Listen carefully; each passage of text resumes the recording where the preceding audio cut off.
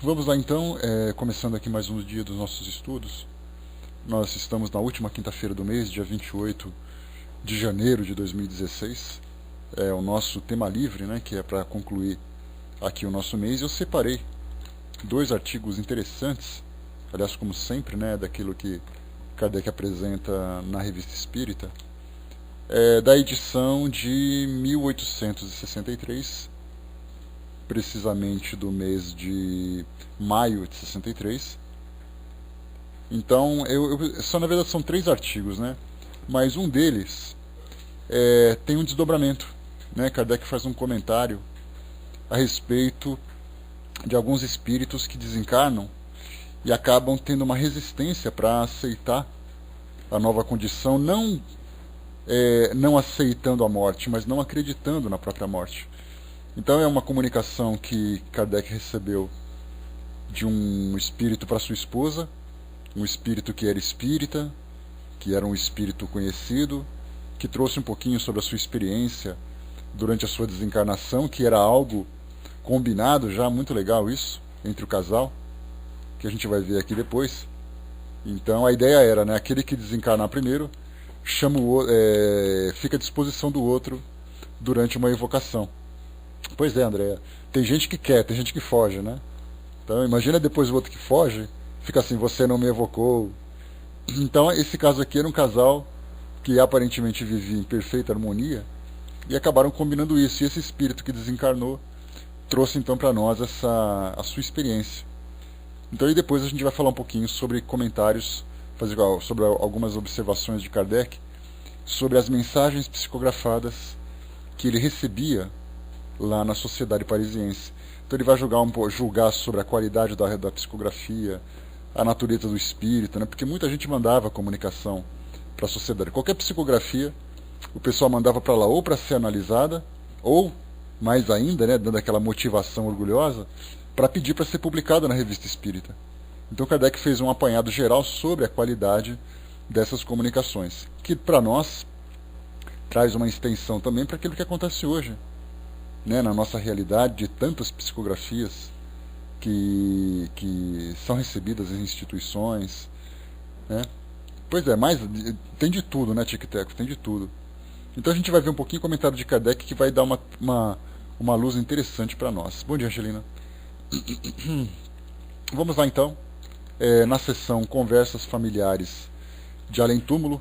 Essa sessão é muito bacana nas edições da Revista Espírita, porque Kardec traz comentários de espíritos comuns, tanto que é chamada, né, conversas familiares. Não são aquelas conversas instrutivas, são espíritos comuns falando sobre situações comuns. E nesse caso nós temos aqui o senhor Philibert Venoy, foi no dia 20 de março de 63, lá na própria Sociedade Parisiense de Estudos Espíritas. Kardec então começa com a evocação. E aí o espírito responde: estou junto de vós. E isso através sempre da psicografia, né? Que lembrando que essas comunicações elas eram importantes, não que Kardec não tenha feito psicofonias, mas a maioria delas vinha através da psicografia.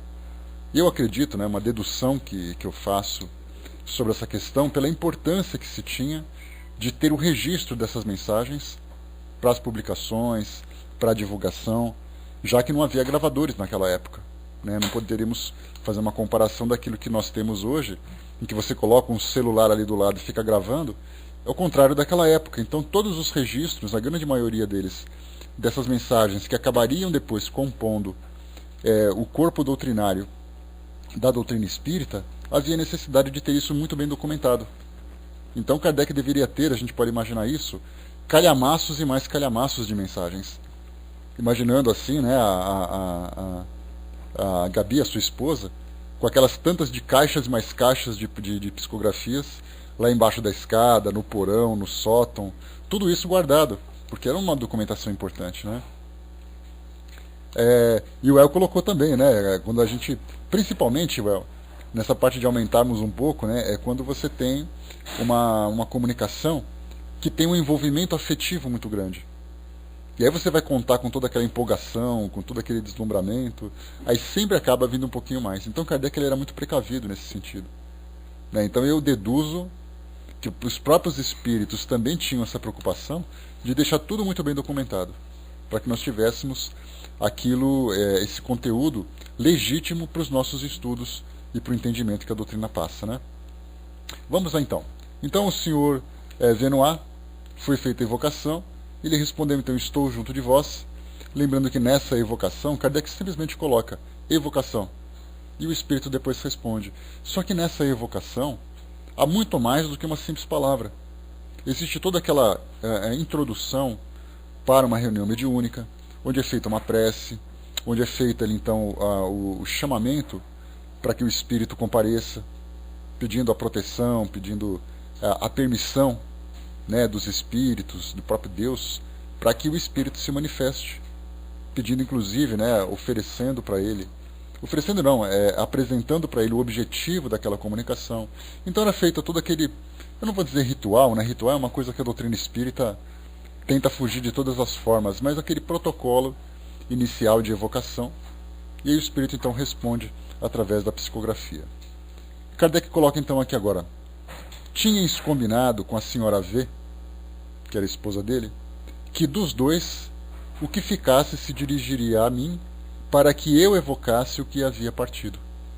A senhora V informou-me desse compromisso e é com alegria que me disponho a fazer a evocação. Sei que éreis um espírita fervoroso e, além disso, dotado de bom coração, circunstâncias que só podem despertar o nosso desejo de conversar convosco. Resposta do espírito.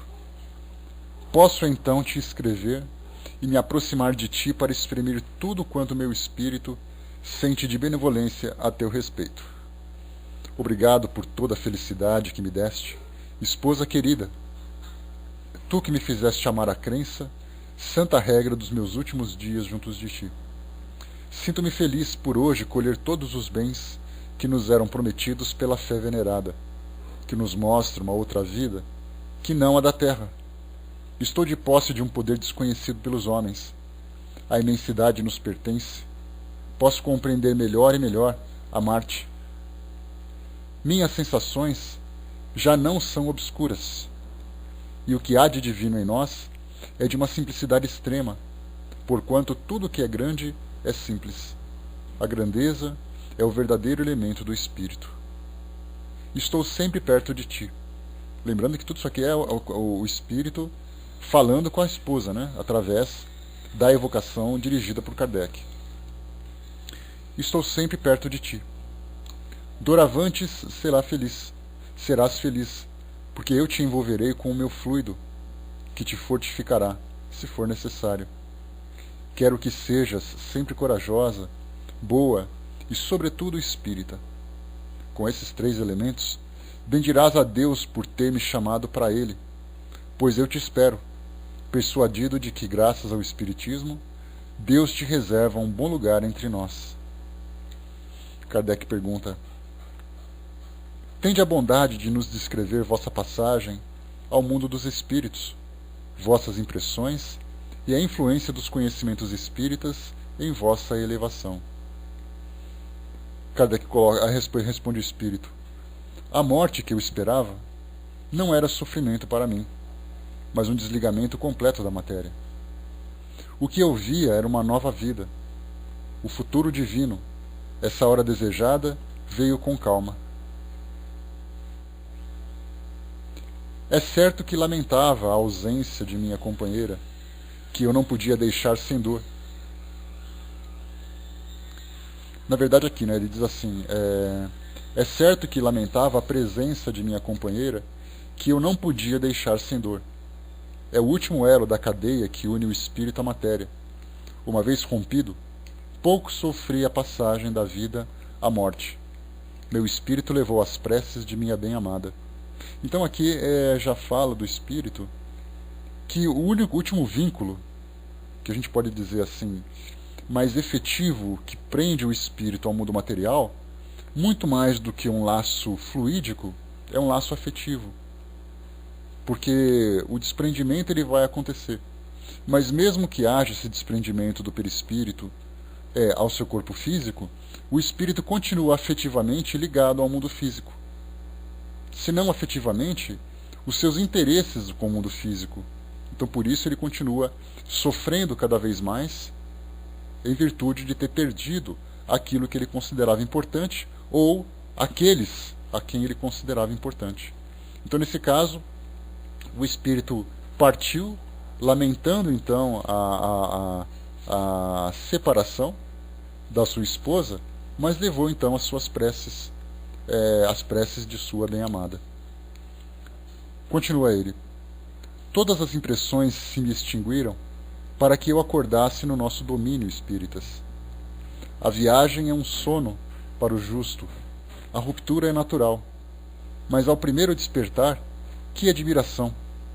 Como tudo é novo, esplêndido, maravilhoso. Aqueles a quem eu amava e outros espíritos, meus amigos de precedentes encarnações, me acolheram e abriram as portas da existência verdadeira, nesse parque sem limites chamado céu.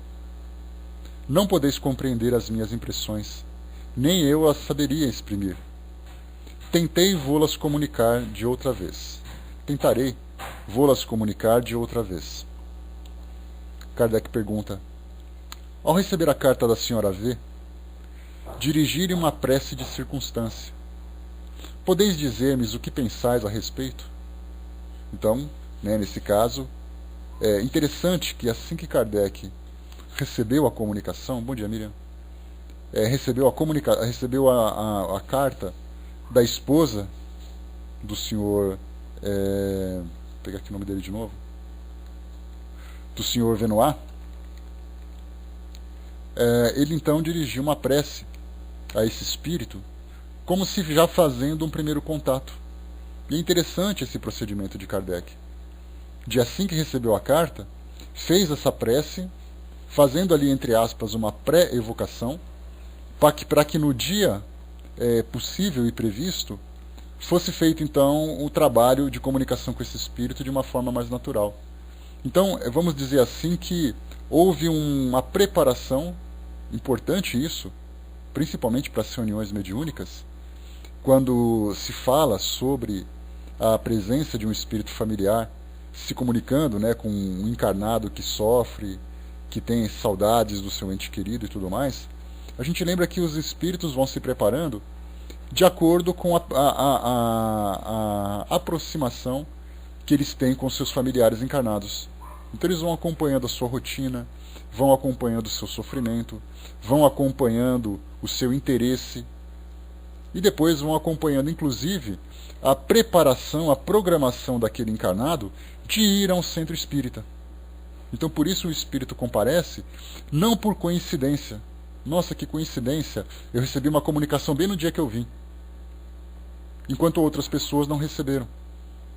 Mas na verdade não é uma coincidência, existe uma preparação para que haja esse encontro entre os encarnados e desencarnados. E Kardec aqui ele traz para nós de uma forma bastante didática essa prece feita anteriormente, falando da comunicação, fazendo aquela preparação para que no devido dia, no devido momento, o espírito estivesse presente para essa comunicação.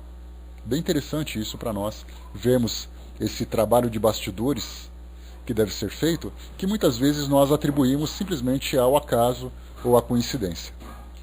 Então, que o espírito pensou então a respeito da prece que Kardec lhe dirigiu quando recebeu a carta? A resposta: obrigado pela vossa benevolência, Sr. Kardec. Não poderíeis ter feito melhor.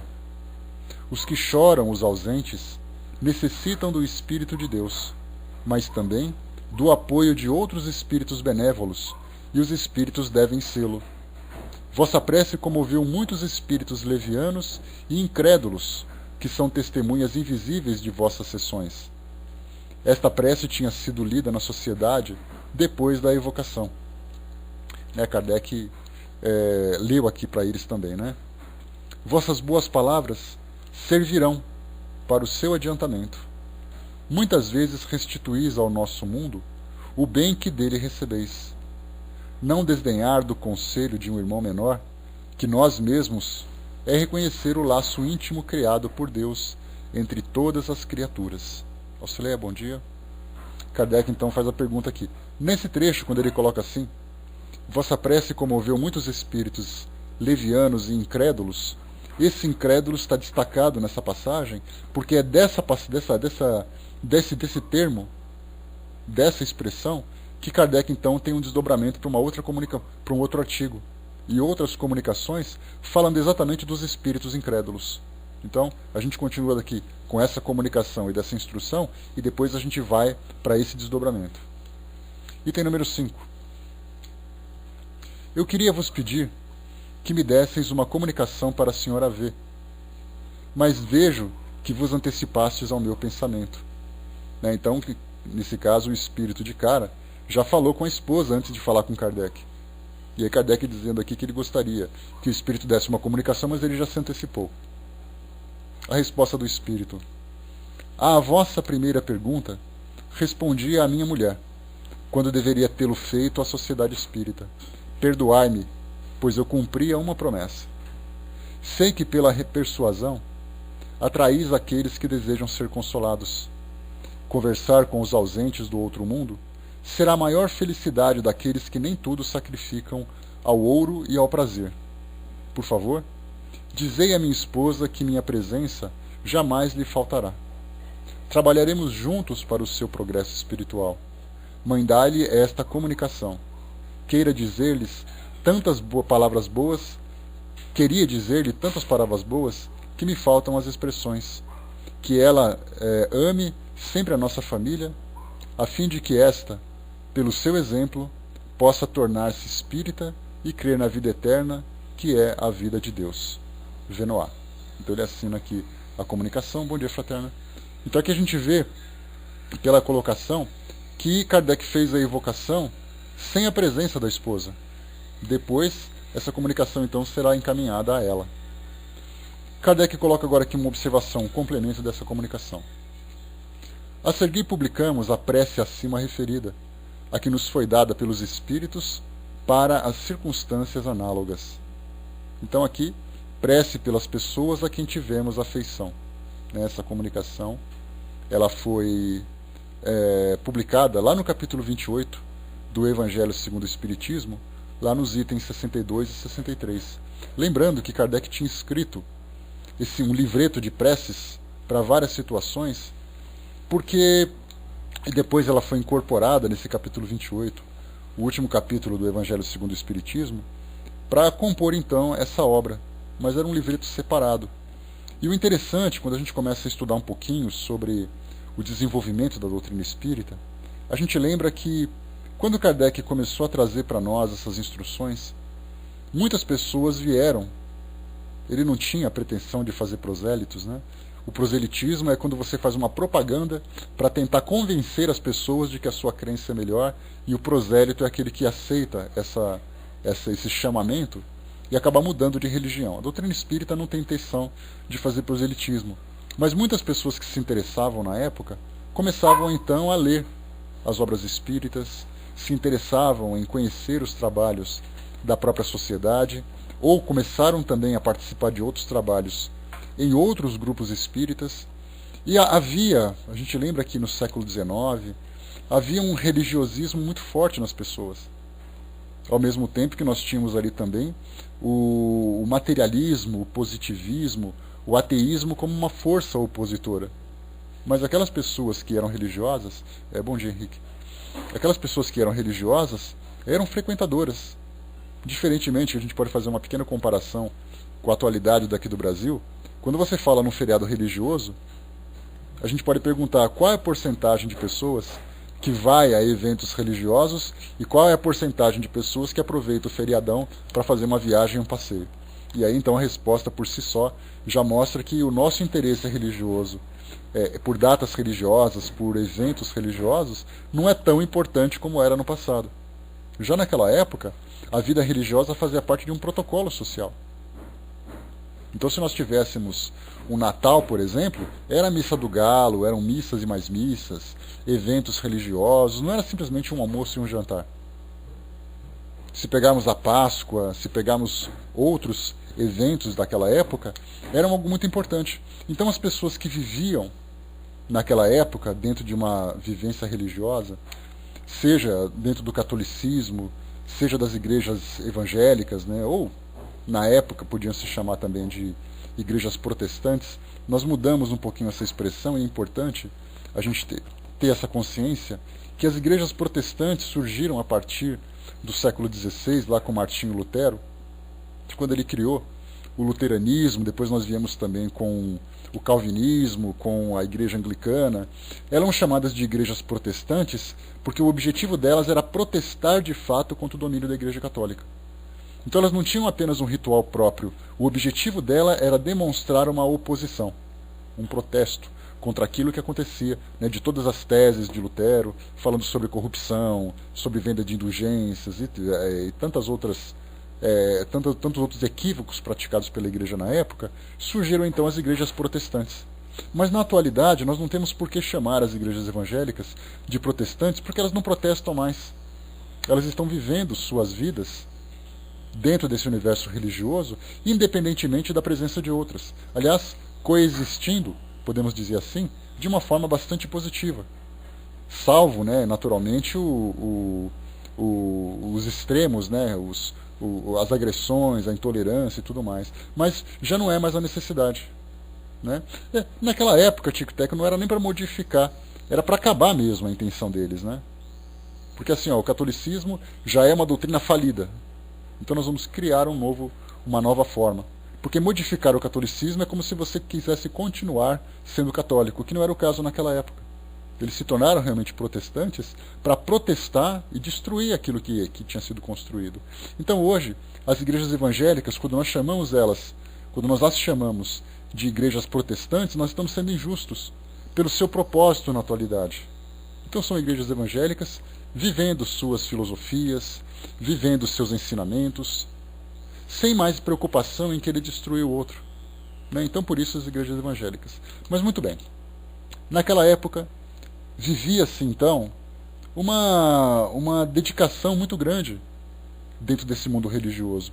E muitas pessoas que deixaram suas religiões, no caso o catolicismo ou as igrejas protestantes, e começaram a se aproximar da doutrina espírita, pelo fato de viverem fervorosamente as suas crenças, sentiram falta de muitas práticas que se tinha naquela época.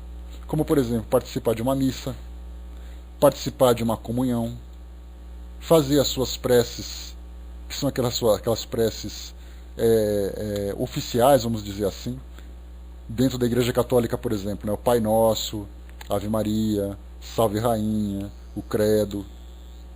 Então, quando elas mudaram para a doutrina espírita, elas falaram assim: e agora? Eu faço uma prece para Nossa Senhora, eu vou até uma missa, o que nós vamos fazer a partir de agora? E veio aquele vazio. E Kardec recebia muitas comunicações, muitos contatos de pessoas que pediram instruções. Como é que a gente vai viver a doutrina espírita sem aquilo que nós já estávamos acostumados? Eis então que ele começou a trazer uma série de publicações, falando, por exemplo, de que forma que você pode viver um culto religioso. Daí surgiu o Evangelho no Lar. Ele traz na Revista Espírita uma instrução interessante, dizendo para as pessoas, em vez de você ir à missa, não que elas fossem impedidas, aliás, a gente já conversou bastante sobre isso, que Kardec não tinha nenhuma preocupação de impedir que as pessoas continuassem tendo a religião que elas tinham. Tanto que ele dizia que a doutrina espírita não é uma opositora das religiões, ela é um complemento. Tanto que nós temos, dizia ele, espíritas, católicos espíritas, evangélicos espíritas, muçulmanos espíritas. Então ele não tinha preocupação, mas das comunicações que ele recebia, dos contatos que ele recebia, muitas pessoas diziam que eram hostilizadas nos cultos que elas participavam. Imagina naquela época, você entrava, um padre, um pastor, apontava um dedo e falava assim: ó, aquele fulano ali, ó, tá fazendo coisa na casa dele ou indo na casa de Beltrano. Ainda acontece isso hoje, em cidades pequenas do interior do Brasil. Quando você vai num centro espírita e alguém te viu e de repente você vai à missa, as pessoas começam a te olhar atravessado. Então havia um certo constrangimento. Ou mesmo pessoas que queriam continuar nessa relação com o mundo espiritual através desses cultos, mas não tinham mais interesse em frequentar as missas ou os cultos religiosos. Então o que acontecia naquela época? As pessoas precisavam de instruções. Não, imagina, né, Tico-Teco, né, o que acontecia naquela época de aquela carolagem, né? Não sei se existe essa expressão, as pessoas fervorosas e coisa e tal, naquela época de Inquisição, caça às bruxas. A gente vivia na Inquisição naquela época. Lembra do Alto de Barcelona? Onde livros da doutrina espírita foram queimados numa fogueira, num alto religioso, numa praça pública? Imagina as pessoas que já não eram tão perseguidas com aquele fervor todo, mas eram criticadas, eram apontadas, eram banidas de uma determinada vida social. Então Kardec fez o quê? Ele ensinou as pessoas a fazer o evangelho no lar. Já que você não vai fazer um culto, tanto que não é chamado de evangelho no lar, é culto do evangelho no lar. Em vez de ser um culto na igreja, você faz em casa. E ele então trouxe o Pai Nosso. E nesse Pai Nosso, cada verso dessa oração, ele destrincha para que as pessoas tenham uma compreensão melhor. Um pouco mais para frente, ele lançou então esse livreto de preces. Como é que eu posso me dirigir a Deus? Como é que eu posso me dirigir a um espírito protetor? Como me dirigir a um espírito familiar, a um obsessor, a um doente? Então ele foi trazendo uma série de preces para que as pessoas pudessem sair daquelas preces decoradas que elas estavam habituadas. Olha que interessante a gente conhecer de que forma que a doutrina espírita foi evoluindo no cotidiano das pessoas. A Miriam colocou, em algumas igrejas tem até um banquinho especial para observar e trocar ideias, né? Pois é. Temos ali os fiscais, principalmente, né? Então, por isso, Kardec lançou esse livreto e ele acabou sendo incorporado depois aqui no nosso Evangelho segundo o Espiritismo. Deixa eu ver aqui, Tiquita colocou, né? Sem ela fica difícil dizer as profecias e dizer Deus está me falando tal coisa a seu respeito. Sim, muito complicado nessa relação. Vamos lá então. Kardec então traz aqui a prece para nós, né? Tá, a gente fala assim, Henrique, beleza. Finalzinho aqui, vou tentar encontrar um pouquinho de tempo para a gente poder comentar. Pode deixar. Então aqui, ó, prece pelas pessoas a quem tivemos afeição. Lembrando que naquela época, você não tinha nenhuma prece dentro do catecismo religioso, tanto católico como protestante, que falasse com um ente desencarnado. Já que você não tinha aquela ideia da continuidade da vida, da comunicação, da presença dos espíritos na nossa vida de encarnados. Era aquela ideia, você morreu, céu, inferno, purgatório para os católicos e céu e inferno para os protestantes. E aí então você começa a acreditar e começa a sentir a presença dos espíritos amigos, dos espíritos familiares, junto a nós, junto aos nossos lares. De que forma que nós podemos nos dirigir a eles? Eis aí que Kardec, então, trouxe essa contribuição. Bom dia, Flávio. Então, aqui um prefácio para essa prece. Que horrenda é a ideia do nada. Quão de lastimar são os que acreditam que no vácuo se perde, sem encontrar eco que lhe responda, a voz do amigo que chora o seu amigo. Jamais conheceram as puras e santas afeições os que pensam que tudo morre com o corpo. Que gênio, com a sua vasta inteligência, iluminou o mundo? É uma combinação de matéria que, qual sopro, se extingue para sempre. Que do mais querido ente, de um pai, de uma mãe, ou de um filho adorado, não restará senão um pouco de pó que o vento irremediavelmente dispersará. Lembrando aqui também que não era só uma questão de problemas enfrentados pelos religiosos. Muitos materialistas que se converteram para a doutrina espírita também ficaram perdidos. Como é que nós vamos trabalhar com esse novo entendimento? A prece, por exemplo, que é uma comunicação extremamente poderosa através do pensamento, como é que eu posso conversar com o espírito? O que eu falo para ele? Agora que eu começo a entender a existência de Deus diferente daquela ideia dogmática das religiões, como é que eu posso conversar com essa inteligência? Era algo completamente difícil. Era muito difícil. Você não sabia o que falar, para quem falar, se deve pedir, se deve agradecer, se deve ter medo, se não deve. Por isso Kardec, então, trouxe esse manualzinho para orientar todas essas pessoas para essa nova forma de viver. E continua. Cada homem pode... como pode um homem de coração conservar-se frio a essa ideia? Como não o gela de terror a ideia de um aniquilamento absoluto e não lhe faz, ao menos, desejar que não seja assim? Se até hoje não foi suficiente a razão para afastar de seu espírito quaisquer dúvida, aí está o Espiritismo a dissipar toda a incerteza com relação ao futuro, por meio das provas materiais que dá a sobrevivência da alma e da existência dos seres de além-túmulo. Tanto assim é que por toda parte essas provas são acolhidas com júbilo, a confiança renasce, pois doravante sabe o homem que a vida terrestre é apenas uma breve passagem conducente à melhor vida, que seus trabalhos nesse mundo não ficaram perdidos e que as afeições mais santas já não se despedaçam sem esperança. E aí então vem a prece, dirigida a esses entes queridos. E aí então lembrando também que não tem problema nenhum fazer leitura de preces. O importante é que essa mensagem seja sentida e seja também lida com sinceridade por aqueles que desejam fazer essa prece baseada, né, ou fazer uma prece baseada naquelas preces trazidas por Kardec. A gente vai estudar um pouquinho sobre elas quando nós chegarmos no capítulo 28. Desculpem. No capítulo 28 do nosso Evangelho. Vamos estudar cada uma delas e a importância que ela tem também. Então vamos lá. Digna-te, ó meu Deus, de acolher benévolo a prece que te dirijo pelo Espírito fulano. Faz-lhe entrever as claridades divinas e torna-lhe fácil o caminho da felicidade eterna. Permite que os Espíritos bons lhe levem as minhas palavras e o meu pensamento. Lembrando que Kardec leu essa prece para o senhor Venoy, que era o espírito desencarnado, né? Tu, que tão caro me eras neste mundo, escuta minha voz que te chama para te oferecer novo penhor da minha afeição. Permitiu Deus que te libertasses antes de mim, e disso não me poderia queixar sem egoísmo, porquanto fora te querer sujeito ainda às penas e sofrimentos da vida. Espero, pois, resignado, o momento de nos reunirmos de novo no mundo mais venturoso no qual me precedestes. Sei que é apenas temporária a nossa separação e que, por mais longa que me possa parecer, a sua duração nada é em face da ditosa eternidade que Deus promete aos seus escolhidos. Que a sua bondade me preserve de fazer o que quer que retarde esse desejado instante e me poupe assim a dor de não te encontrar ao sair do meu cativeiro terreno.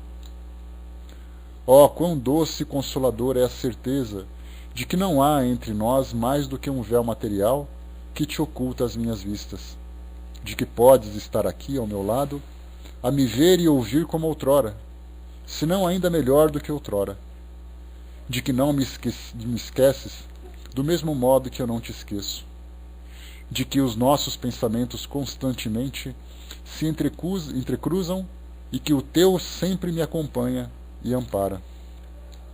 Essa aqui é a mensagem, então, que foi trazida para nós, né, que Kardec leu e comoveu e sensibilizou não apenas o espírito a quem ele dirigiu essa prece, mas também aos espíritos que participavam daquele evento, daquela reunião, que Kardec chamou aqui de... só um instantinho aqui, pegar a expressão correta. Os espíritos levianos e incrédulos, que eram testemunhas invisíveis das sessões realizadas por Kardec. Então foi essa prece que foi lida e acabou sensibilizando muitos deles. Mas a partir dessa comunicação, então, Kardec, no mesmo mês, sempre, né? Nesse mesmo mês, ele trouxe então outro artigo para falar sobre esses espíritos levianos e incrédulos. Vamos então a ele aqui. Deixa eu pegar rapidinho aqui, ó. Só um instantinho. Deixa eu pegar aqui. Tá aqui, ó. Questões e problemas, que era uma outra seção da Revista Espírita também, onde Kardec, como o próprio título diz para nós, traz ali temas para debates, né, para encontrar soluções, encontrar o melhor entendimento. E Kardec coloca aqui como subtítulo, Espíritos Incrédulos e Materialistas, 27 de março de 63. Pergunta que Kardec colocou. Na evocação do Sr. Vienois, feita na última sessão, encontra-se esta frase: vossa prece comoveu muitos espíritos levianos e incrédulos. Como podem os espíritos ser incrédulos? O meio em que se acham não é para eles a negação da incredulidade? Pedimos aos espíritos que quisessem se comunicar, que tratem dessa questão caso julguem conveniente. Então, só aqui já traz para nós uma ideia fantástica. Kardec apresenta um tema e coloca à disposição dos espíritos que estão presentes aqueles que querem se comunicar para falar sobre o tema. Então é uma comunicação atrás da outra. Vem um, fala, acaba, vem outro, fala. Depois ele junta todas as respostas e faz aquele controle universal. Olha só que coisa fantástica o trabalho que ele fazia para poder trazer aquilo que nós temos hoje. De novo, pedimos aos espíritos que quiserem comunicar-se, que tratem dessa questão caso julguem conveniente. E aí vieram várias questões, várias respostas. Resposta, a partir do médium Sr. Dumbell. A explicação que me pedis não está escrita minuciosamente em vossas obras? Perguntais por que os espíritos incrédulos ficam comovidos. Mas vós mesmos não tendes dito que os espíritos que se acham na erraticidade aí haviam entrado com as suas aptidões, conhecimentos e maneira de ver passados? Meu Deus, sou ainda muito incipiente para resolver a contento as questões espiosas da doutrina. Não obstante, posso, por experiência, a bem dizer recentemente adquirida, responder às questões de fatos. No mundo em que habitais, acreditava-se geralmente que a morte vem de repente modificar a opinião dos que se foram, e que a venda da incredulidade é violentamente arrancada aos que na terra negavam Deus. Aí está o erro. Porque, para esses, a punição começa justamente em permanecerem na mesma incerteza relativamente ao Senhor de todas as coisas e a conservarem na mesma dúvida na terra. Aqui vale um comentário, né, para a gente poder reforçar o nosso entendimento, porque realmente é uma crença geral. O espírito que desencarna, de imediato ele já começa: ah, tá, eu morri. Ah, tá, eu sei que Deus existe, eu sei que eu vou reencarnar. Pelo contrário, a mesma resistência que alguém tem aqui no mundo material, ele poderá continuar tendo no mundo espiritual, até que a própria vivência e as experiências adquiridas mudem o seu modo de pensar. Por isso que ele coloca: aí está o erro. E essa negação vem exatamente como uma punição. São aqueles espíritos que ficam errando entre os encarnados, sofrendo a ausência, sofrendo a perda, sofrendo as suas angústias, sem se darem conta de que existe algo além daquilo que eles estão vendo. Mas não percebem exatamente porque as suas crenças os deixam presos a esse mundo material.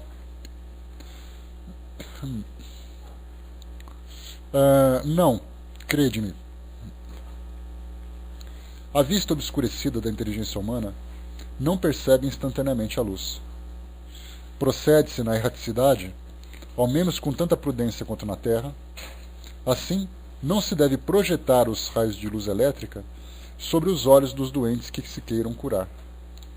A passagem da vida terrestre à espiritual oferece, é certo, um período de confusão, de perturbação para a maioria dos que desencarnam. Alguns há, no entanto, que, desprendido dos bens terrenos ainda em vida, realizam essa transição tão facilmente quanto uma pomba que se eleva ao ar. É fácil perceberdes essa diferença examinando os hábitos dos viajantes que embarcam para atravessar os oceanos. Para alguns, a viagem é um prazer. Para outros, para a maioria, um sofrimento. Uma aflição que durará até o desembarque. Pois bem, ocorre o mesmo com quem viaja da Terra ao redor ao mundo dos espíritos. Alguns se desprendem rapidamente, sem sofrimento e sem perturbação, ao passo que outros são submetidos ao mal da travessia etérea. Mas acontece isso. Assim como os viajantes tocam a terra ao sair do navio, recuperam o equilíbrio e a saúde, também o espírito que transpõe os obstáculos da morte acaba por se achar, como no ponto de partida, com a consciência limpa e clara da sua individualidade. Pessoal, me dá só um instantinho, por gentileza, eu já volto, tá? Vamos lá, continuando aqui. Pois é certo, meu caro Kardec, meu caro senhor Kardec, que os incrédulos e os materialistas absolutos conservam sua opinião além do túmulo, até a hora em que a razão ou a graça estiver despertado em seu coração o pensamento verdadeiro ali escondido. Por isso essa difusão de ideias das manifestações e essa divergência nas comunicações dos espíritos de além-túmulo. Por isso alguns ditados empregados de ateísmo ou de panteísmo. Isso nesse caso ele está comentando de algumas comunicações que ainda falam de panteísmo, aquela ideia de que o espírito volta a um todo universal perdendo a sua individualidade, e o ateísmo que tem aquela crença no nada, né? Acabou o corpo físico, o espírito simplesmente desaparece. Permiti-me, ao terminar, voltar às questões que me são pessoais. Agradeço-vos porque me evocastes. Isso ajudou a me reconhecer. Agradeço também as consolações que dirigistes à minha mulher e vos peço continueis vossas boas exortações a fim de sustentá-la nas provas que a esperam. Quanto a mim, estarei sempre junto a ela e a inspirarei. Aqui o senhor Vienois, que trouxe para nós então essa passagem, né? Ou seja, era um espírita que teve uma desencarnação muito tranquila, não a partir apenas do conhecimento que ele tinha, mas principalmente do seu modo de viver, baseado nos princípios cristãos. E aí, então ele trouxe essa mensagem para nós. Pergunta: compreende-se a incredulidade em certos espíritos, mas não se compreenderia o materialismo, pois seu estado é um protesto contra o reino absoluto da matéria e o nada depois da morte, né? Ou seja, falar de um espírito ser materialista é até algo contraditório na nossa visão, já que ele se vê vivo no mundo espiritual. Então, através do senhor Dambel, o espírito Erasto traz para nós essa comunicação. Lembrando que Erasto era um dos grandes orientadores da Sociedade Parisiense dos Estudos Espíritas, que era capitaneada, que era presidida pelo espírito São Luís, né? Lembrando que ele era o presidente espiritual da sociedade, conforme nós vimos em um dos boletins publicados por Kardec da Sociedade Parisiense de Estudos Espíritas. E Erasto era então um discípulo de Paulo de Tarso, que era um participante ativo do desenvolvimento da doutrina espírita lá na sociedade. Então Kardec falou sobre o materialismo, e Erasto então responde: apenas uma palavra. Todos os corpos sólidos ou fluídicos pertencem à substância material. E isso está bem demonstrado. Ora, os que em vida só admitiam um princípio da natureza, a matéria, muitas vezes não percebem ainda depois da morte, senão esse princípio único, absoluto. Se refletisseis nos pensamentos que os dominaram toda a vida, achá-lo-íeis certos ainda hoje sob a inteira subjugação desses mesmos pensamentos. Outrora se consideravam como corpos sólidos, hoje se olham como corpos fluídicos. Eis tudo. Notai bem que eles se apercebem sob uma forma claramente circunscrita, conquanto vaporosa, idêntica à que tinham na Terra, em estado sólido ou humano, de tal sorte que não veem em seu novo estado senão uma transformação de seu ser, no qual não haviam pensado. Mas ficam convencidos de que é um encaminhamento para o fim a que chegarão, quando estiverem suficientemente desprendidos para se diluírem no todo universal. Nada mais obstinado do que um sábio, e eles persistem em pensar que, nem por ser demorado, esse fim é menos inevitável. Aqui interessante essa colocação, porque mostra para nós que os espíritos mais difíceis de se tratar eram exatamente aqueles espíritos que apresentavam uma grande sabedoria diante das ciências terrenas. São aqueles espíritos, inclusive, a gente já chegou a ler sobre isso, que durante uma conversa ou um debate numa reunião mediúnica, eles, desencarnados, querem convencer os encarnados de que o mundo espiritual não existe.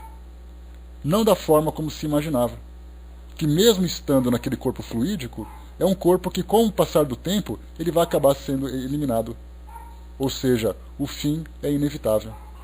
E eles usam argumentos muito difíceis.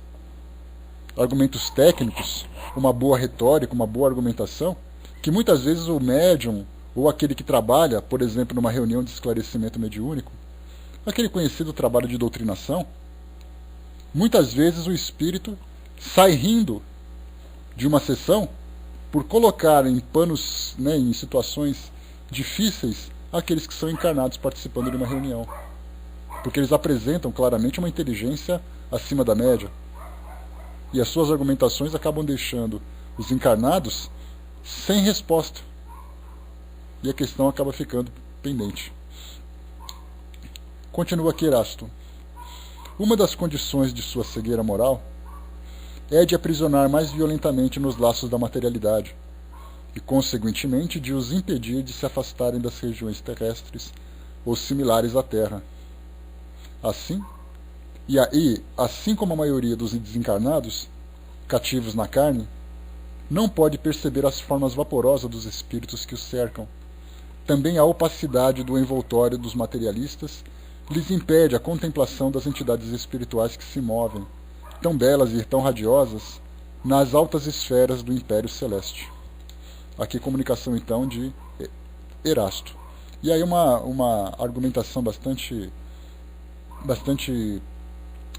fácil de nós entendermos, que o espírito materialista, exatamente pelo seu modo de viver, o coloca numa graduação, vamos dizer assim, muito próxima dos encarnados.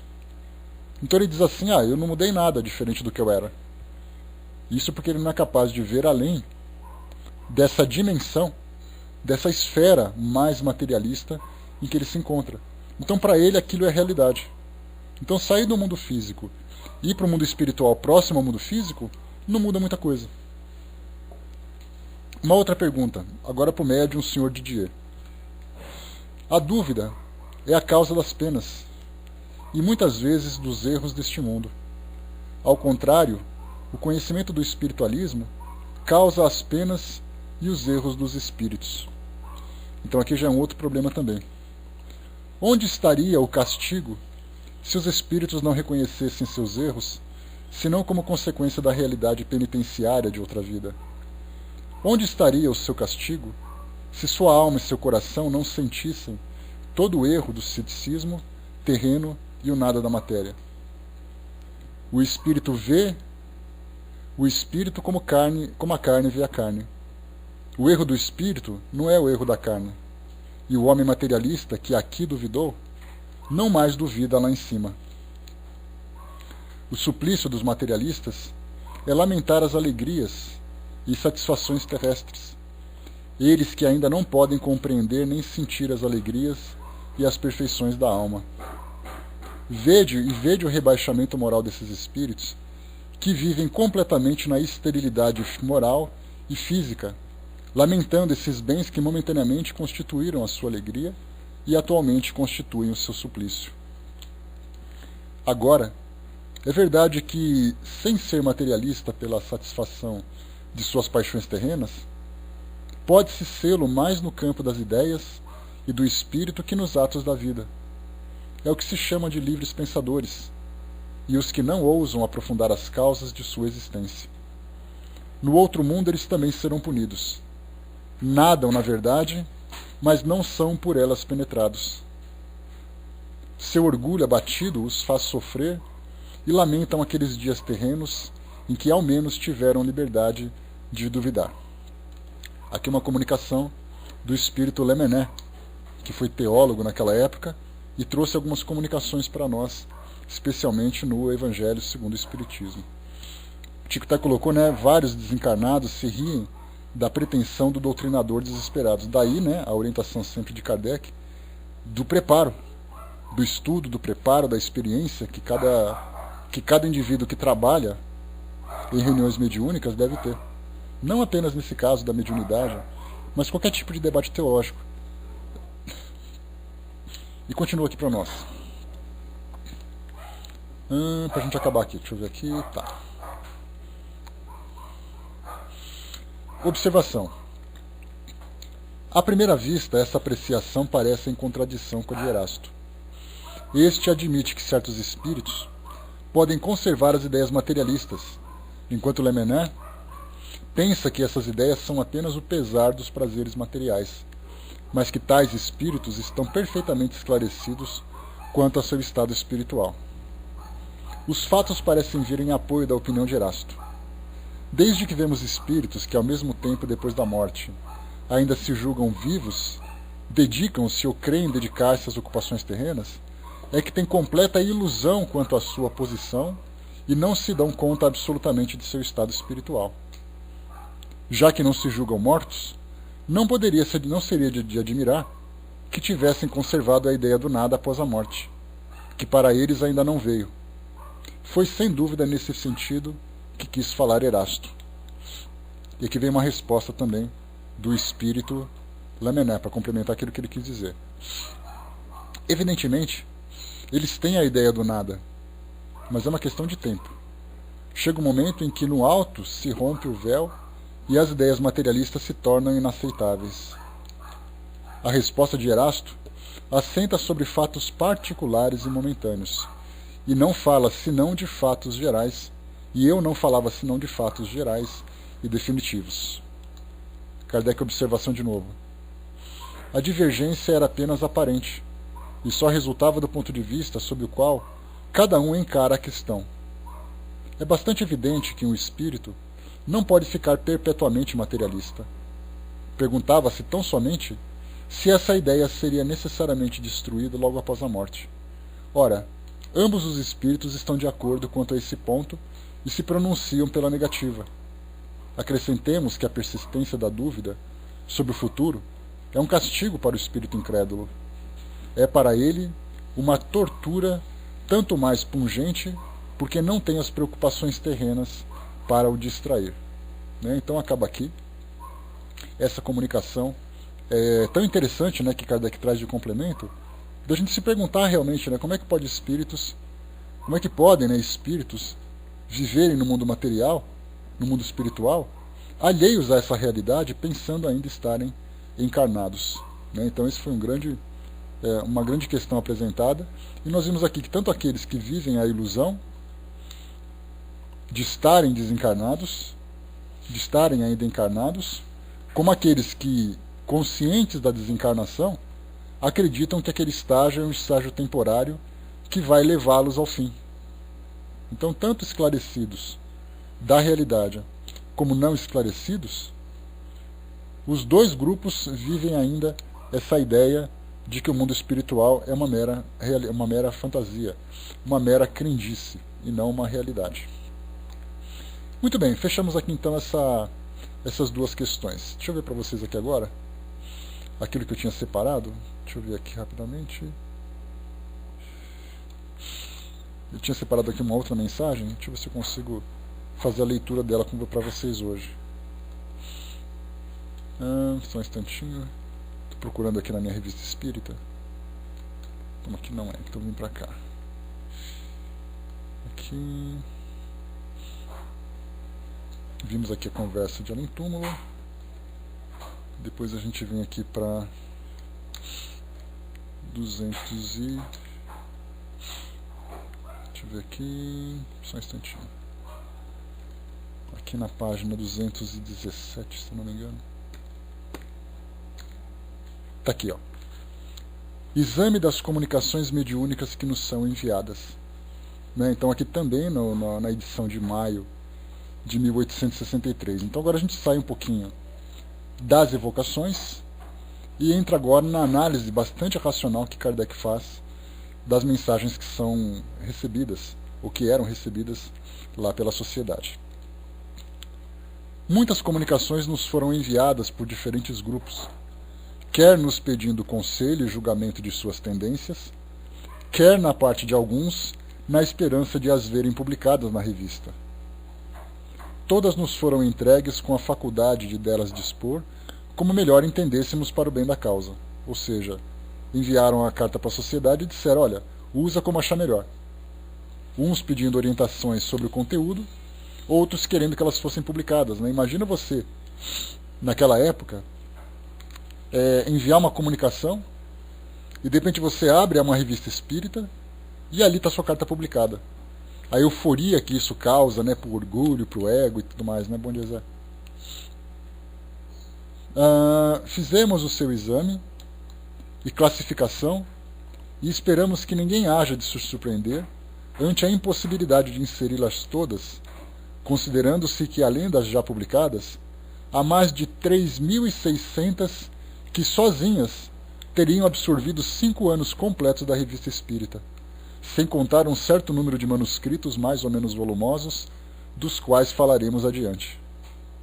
A apreciação crítica deste exame nos fornecerá matéria para algumas reflexões, que cada um poderá tirar proveito. Então imagina, né? Kardec disse mais de 3.600 comunicações recebidas pela sociedade, que dariam 5 livros, 5 anos completos da revista espírita. Só com elas. Muita coisa, né? Tá, gente, mais um minutinho, por gentileza. Então continua aqui para nós. Em grande número encontramos-la notoriamente más, ou seja, com má qualidade, no fundo e na forma, evidente produto de espíritos ignorantes, obsessores ou mistificadores, e que juram pelos nomes mais ou menos pomposos com que se revestem. Publicadas, teria sido dar armas à crítica. Circunstância digna de nota é que a quase totalidade das comunicações dessa categoria emana de indivíduos isolados e não de grupos. Só a fascinação os poderia levar a tomá-las a sério e impedir que vissem o lado ridículo. Como se sabe, o isolamento favorece a fascinação, ao passo que as reuniões encontram controle na pluralidade das opiniões. Então aqui uma colocação extremamente importante de Kardec, dizendo que quando um médium trabalha isoladamente, ele se torna mais vulnerável a essas mistificações. Porque você não tem ninguém que possa te ajudar a fazer um exame crítico daquilo que se fala. Já no caso de uma reunião em grupo, desde que exista no médium aquela disposição humilde de aceitar o julgamento, de aceitar a análise, fica muito mais fácil.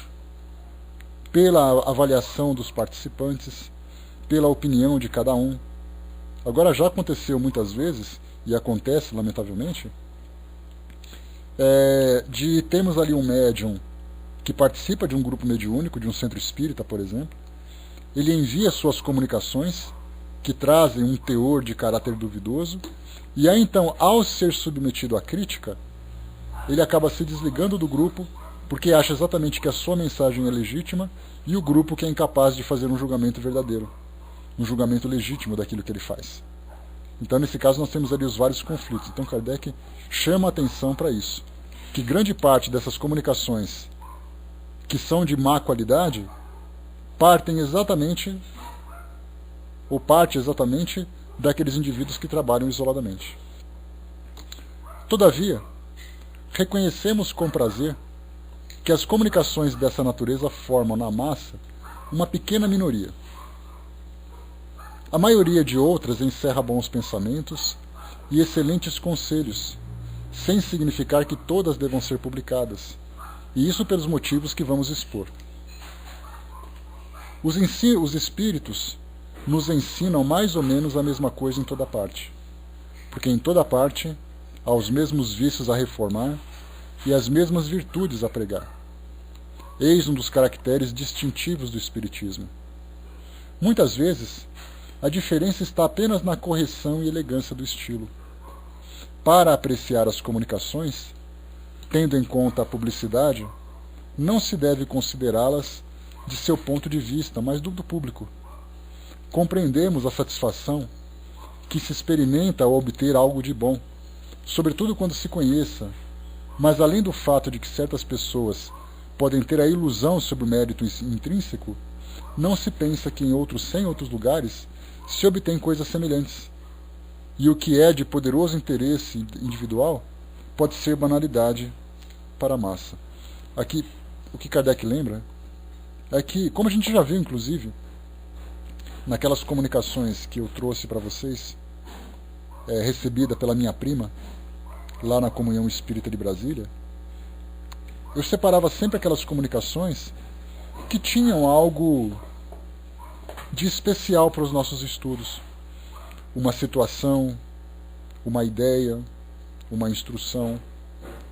Mas, no geral, aquelas mensagens traziam textos que nós podemos encontrar em qualquer lugar, principalmente nos tempos atuais, com esses tantos e tantos livros publicados.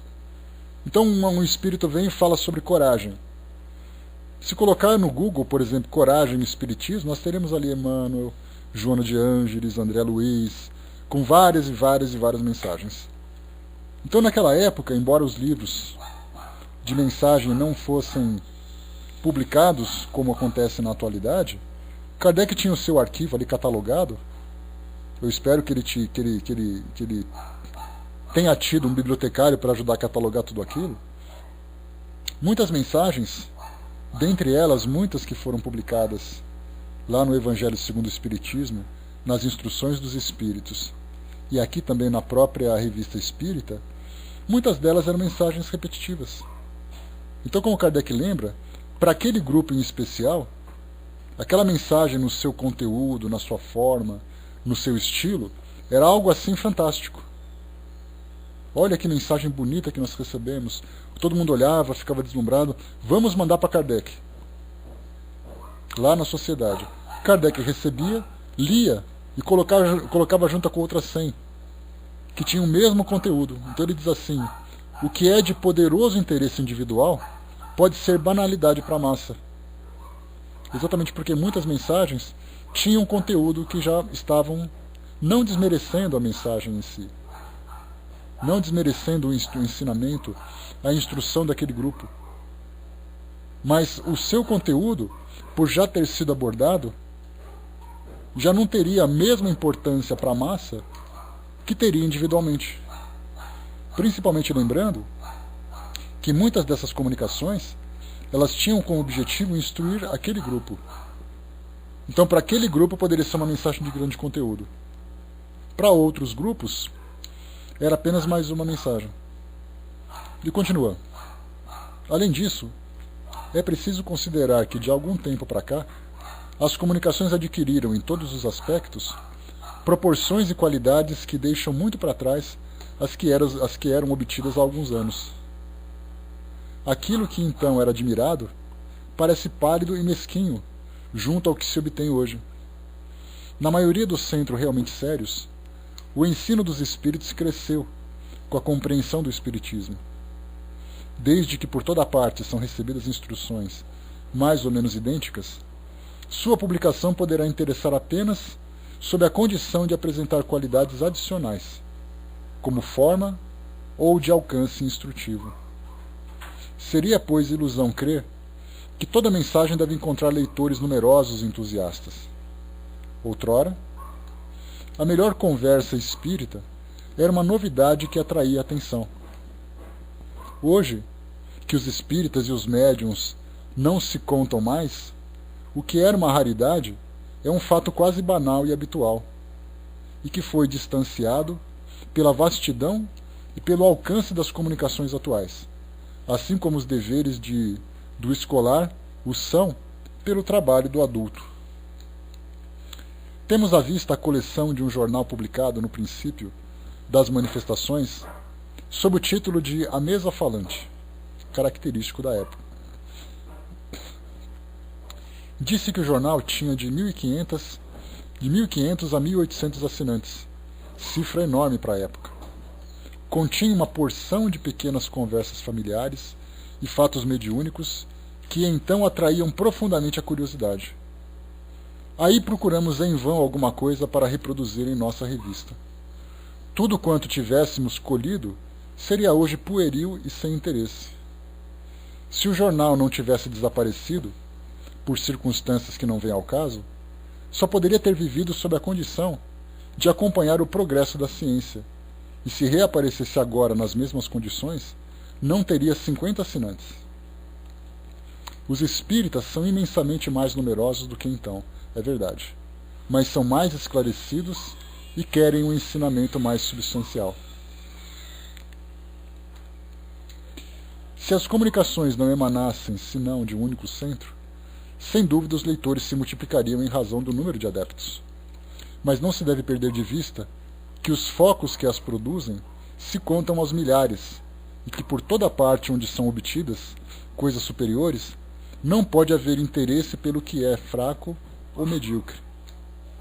Não falamos assim para desencorajar as publicações, longe disso, mas para mostrar a necessidade de uma escolha rigorosa, condição sine qua non do sucesso, ou seja, condição essencial.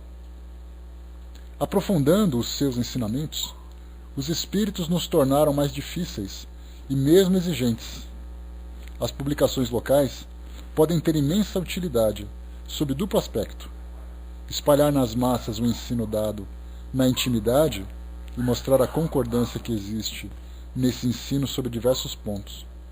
Aplaudiremos isso sempre e os encorajaremos toda vez que forem feitas em boas condições. Antes de mais, convém dela afastar tudo quanto, sendo de interesse privado, só interessa aquele que lhe concerne. Depois, quando tudo é vulgar no estilo e nas ideias, ou pueril no assunto. Uma coisa pode ser excelente em si mesma, muito boa para servir de instrução pessoal, mas o que deve ser entregue ao público exige condições especiais. Infelizmente, o homem é propenso a imaginar que tudo quanto lhe agrada deve agradar aos outros. O mais hábil pode enganar-se. O importante é enganar-se o menos possível. Há espíritos que se comprazem em fomentar essa ilusão em certos médiuns. Por isso nunca seria demais recomendar a esses últimos que não confiassem em seu próprio julgamento. É nisso que os grupos são úteis, a multiplicidade de opiniões que eles permitem colher. Aquele que nesse caso recusasse a opinião da maioria, julgando-se mais iluminado que todos, provaria sobejamente a má influência sob a qual se acha. Aplicando esses princípios de ecletismo às comunicações que nos são enviadas, diremos que em 3.600 há mais de 3.000 que são de moralidade irreprochável e excelentes no fundo, mas que desse número nem 300 merece publicidade e apenas 100 têm mérito fora do comum. Como essas comunicações vieram de muitos pontos diferentes, inferimos que a proporção deve ser mais ou menos geral. Por aí pode-se julgar da necessidade de não publicar inconsideravelmente tudo quanto vem dos espíritos, se quisermos atingir o objetivo a que nos propomos, tanto do ponto de vista material, quanto do efeito moral e da opinião que os indiferentes possam fazer do espiritismo. Resta-nos dizer algumas palavras sobre manuscritos ou trabalhos de fôlego que nos remeteram, entre os quais não encontramos em 30 mais de 5 ou 6 de real valor. No mundo invisível, como na Terra, não faltam escritores, mas os bons são raros. Tal espírito é apto a ditar uma boa comunicação isolada e dar excelente conselho particular, mas incapaz de produzir um trabalho de conjunto completo, passível de suportar um exame, sejam quais forem suas pretensões e o nome com que se disfarce como garantia. Quanto mais alto o nome, maior o cuidado. Ora, é mais fácil tomar o nome para justificá-lo. Eis porque, ao lado de alguns bons pensamentos, encontram-se muitas vezes ideias excêntricas e traços inequívocos da mais profunda ignorância. É nessas modalidades de trabalhos mediúnicos que temos notado mais sinais de obsessão, dos quais um dos mais frequentes é a injunção por parte do espírito de os mandar imprimir.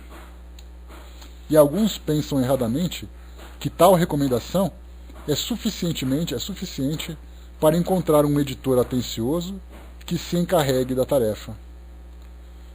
É principalmente em semelhante caso que um exame escrupuloso é necessário, se não nos quisermos expor a fazer discípulos à nossa causa. É ainda o melhor meio de afastar os espíritos presunçosos e pseudo-sábios que se retiram inevitavelmente quando não encontram numerosos instrumentos dóceis a quem façam aceitar suas palavras como artigos de fé. A intromissão desses espíritos nas comunicações é, fato conhecido, o maior escolho do espiritismo. Toda a precaução é pouca para evitar as publicações lamentáveis. Em tais casos, mais vale pecar por excesso de imprudência no interesse da causa. Em suma, publicando comunicações dignas de interesse, faça uma coisa útil. Publicando as que são fracas, insignificantes ou más, faça mais mal do que bem.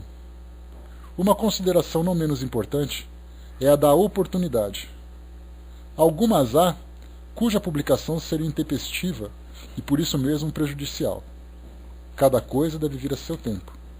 Várias das que nos são dirigidas estão nesse caso, e conquanto muito boas, devem ser adiadas.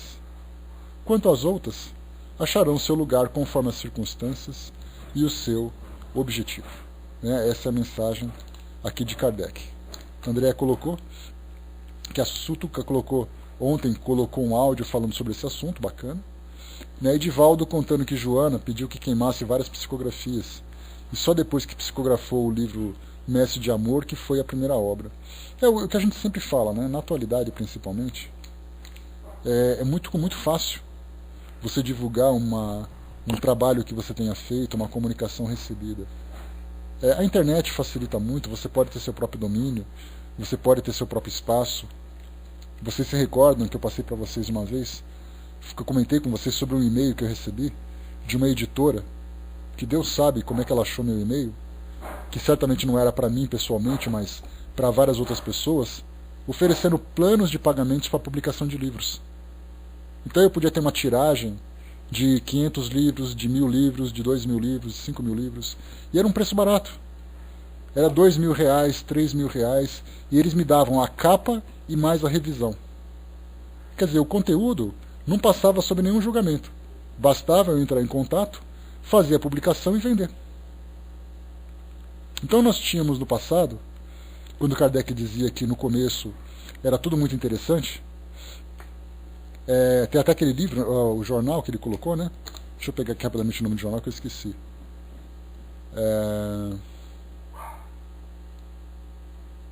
Aqui o jornal A Mesa Falante. Esse Mesa Falante era um jornal, como foi colocado, tinha de 1.500 a 1.800 assinantes. Então eram comunicações familiares que chegavam e as pessoas recebiam e publicavam, e provocava aquele alarde todo. Mas depois de 5 anos de doutrina espírita, quantas e quantas comunicações familiares foram recebidas? Qual o interesse das pessoas em continuar lendo o jornal, que fala sempre dos mesmos assuntos? Então, se o jornal não se transformasse para trazer algo interessante, o médium tijolo escreve no chão, Miriam. Pega o tijolo e faz amarelinho, entendeu?